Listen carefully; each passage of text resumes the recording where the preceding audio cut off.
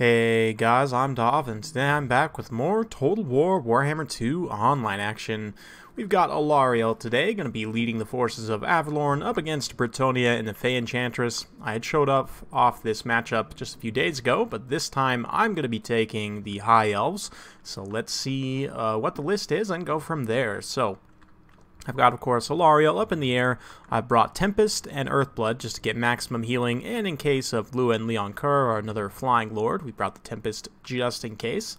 Not going to end up needing it, as my opponent hasn't brought any flying units, but it's a nice insurance policy nonetheless.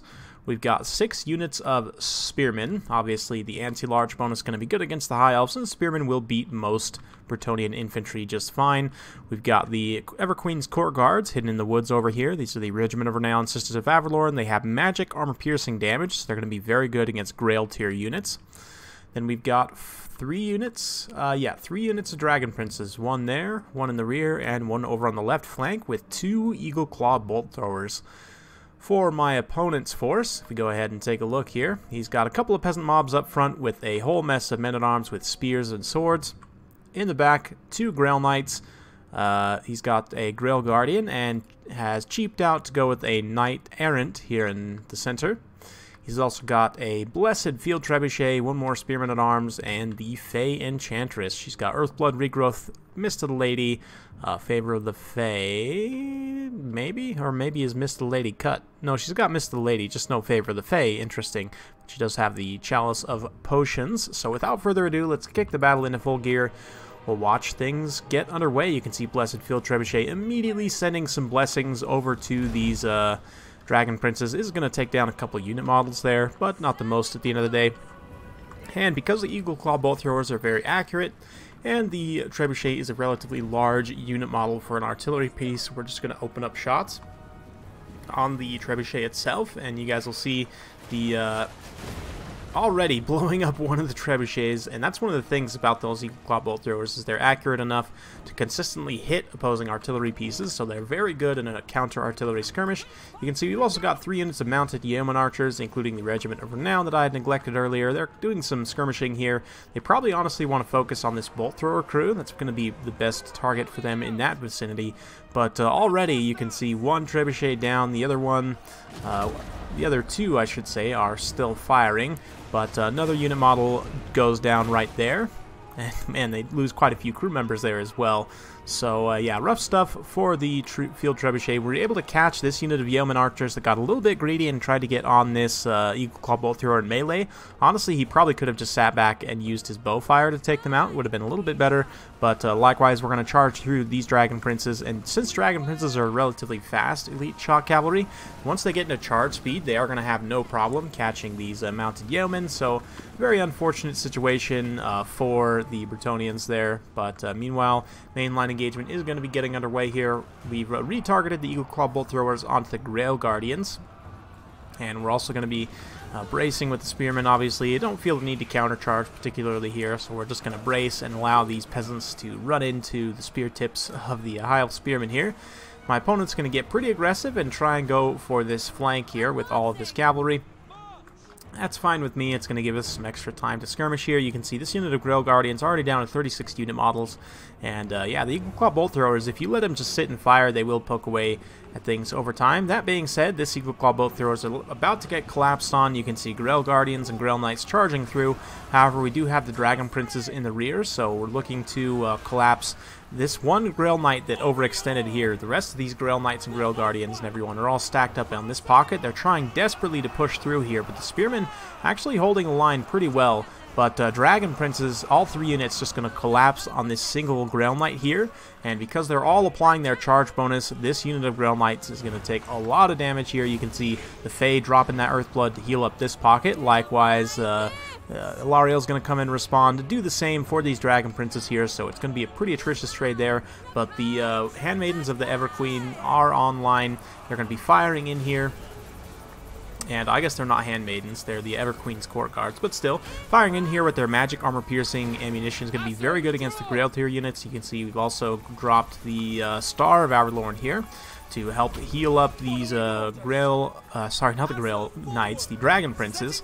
And yeah, you can see at this point we're going to kind of break things up. I wanted to see if my opponent was going to path everything on one Dragon Prince, so we're going to spread out each unit kind of pulling back, and my opponent's going to commit everything onto the center Dragon Prince here, which is then going to allow us to flank charge with either on either side with the other units of Dragon Princes. So you can see the targeting gets dropped there, and so I immediately turn around and just collapse here. And so Bretonnian Cav, although the Grail Knights will definitely beat Dragon Princes one-on-one because I was able to force a more favorable engagement here, we are going to be able to win out. You can see a lot of the Grail Knights, Grail Guardians starting to go down at this point. Obviously, Knights Errant get severely outclassed here, but the Fae trying to drop some more healing magic just to keep everyone in line. But at this point, it's pretty rough. You can see these Mounted Yeomen trying to find an opening here, but the Everqueen's Court Guards, we've got them right behind these Spearmen, just kind of protecting. They're firing in here relatively unopposed, and at this point, the Dragon Princes have cleaned up most of the Grail Knights. It's just these Grail Guardians still here fighting, and those armor-piercing missiles are going to be coming in there. Of course, Allarielle has almost zero risk in terms of getting taken out here unless I bring her down into combat, but Fae Enchantress still trying to heal things up, but a lot of these Grail Knights actually shattered.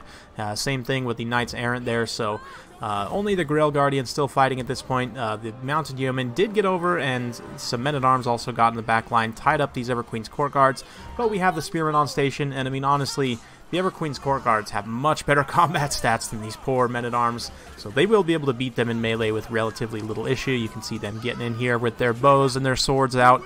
Man, they have really cool looking swords. I never really noticed, but look at those like cross guards and stuff. A little bit hard to see in the chaos of battle, but very, very cool stuff. Fae Enchantress also coming in here, and oh man, the Eagle Lady also coming down. Now Allarielle is going to commit to a melee engagement. Obviously, she has better combat stats than the Fae Enchantress, so she should be able to win that melee engagement, especially with the Everqueen's Court Guards here supporting. And since we won the cavalry engagement, here come the Dragon Princes, the Lime Princes, I should say, in the front line.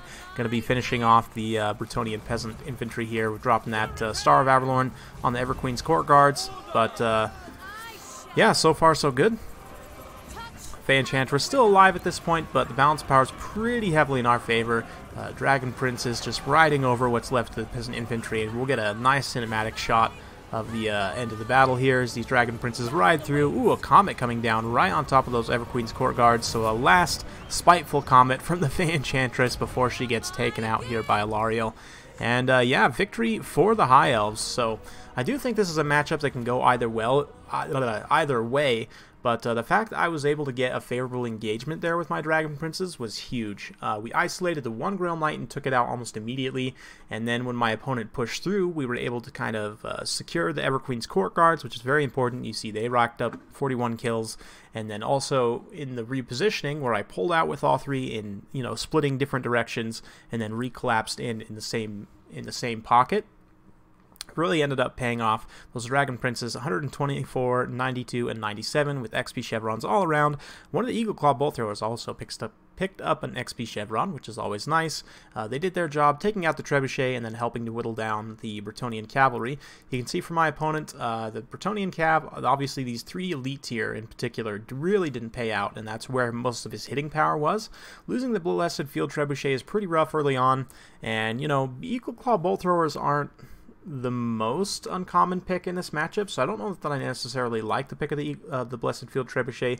If you were to cut this, you'd probably have the points to upgrade this Knights Errant to a Grail Knight, so you could get another Grail Knight or the Regiment of Renown Cavalry for Bretonnia. Let's go ahead and take a look here briefly at what the Regiment of Renown Cav for Bretonnia offers. We can kind of talk about some different things. So in that particular matchup, I would definitely highly recommend the Companions of Quenelle. They have AP, and they also have really good combat stats, and they have physical resistance and fire resistance. So you're often going to see either dragons or, you know, the Fireborn have fire damage, Phoenixes. There are a lot of things. Flaming Sword of Ruin from Teclis is a common counter for some of the Grail tier units since it gives fire and magic damage. So the Companions of Quenelle with their fire resistance that makes them pretty useful. But honestly, the reason you bring them is because they have great AP values, great combat stats, and the Blessing of the Lady. So very strong. So if you were to cut the Blessed Field Trebuchet, and let's go ahead and kit out a similar list here. So Favor of the Fae we'll cut for now. We may come back to that in just a minute, as I do think it's a pretty good ability. But and then with Bretonnia, you always want to build your cavalry corps first, because that's the most important part of your army. So you never want to cheap out on anything else to compromise your cavalry line. So typically this is what I usually like to go with. Sometimes I'll downgrade one of these Grail Knights to the Knights of the Lion-Hearted. They also have magic attacks. They don't have the perfect vigor or the physical resistance, but they do cause fear. And they also, like I said, have magic attacks, a little bit cheaper as well, so that helps. And then the Peasant line I definitely agree with. You want to go pretty wide against the High Elves, so bringing lots of these guys can help. We'll move these Knights down here, and I do think that you definitely want a Grail Relic, of course. Pretty much an auto pick. They made them a bit cheaper as well, which is nice. And then maybe a couple of pole arms would be good as well, just because you know, Dragon Princes, another big armored monstrous units for the High Elves, might be a pretty common pick in this matchup, so we'll do something like this. And then the Yeomen, you know, the Regiment of Renowned ones to apply the poison might not be a bad idea, but they honestly don't really have that good of a place in the High Elf matchup, I feel. So I would probably just get the Regiment of Renowned ones, and then at this point, I'm feeling pretty good about things. We've got 480 points. We could go ahead and grab another Men-at-Arms. We could go in here and upgrade one of these Men-at-Arms to the Beast Slayers of Bastogne to make them a bit more elite. You could do a few various different things. You could even cut, you know, maybe we cut them and instead go with another unit of cavalry. Like, you could even afford to get another unit of Knights of the Realm, or maybe you bring these Defenders of the Fleur-de-Lis, the Regiment of Renowned Knights Errant. They have a good missile block chance, and if you can get into the back line against things like, you know, Sisters of Avalorn and even regular archers and stuff, the Defenders of the Fleur-de-Lis will do relatively well, so it can be an extra kind of sweeper unit. And rather than using the Mounted Yeoman to try and get on my bolt throwers, probably would have been better to have something like the Defenders of the Fleur-de-Lis to do so. So, I mean, obviously this doesn't have nearly as much range firepower, but honestly against the High Elves, I think you're better off to just run in there and try and do the work with your cavalry anyway. So something like this I think might be a little bit better. Let me know your guys' thoughts in the comments down below, though. How do you see this matchup playing out? It's definitely one of the more interesting ones with some of the new stuff that's been added for the High Elves and both Bretonnia. Bretonnia, of course, with their Regiments of Renown. So let me know your thoughts in the comments down below. Hope you guys enjoyed watching. If you do like this sort of content, be sure to like, subscribe, hit that bell notification button so every time I upload a new video, you'll be notified. Thank you once again for watching, and we'll see you next time.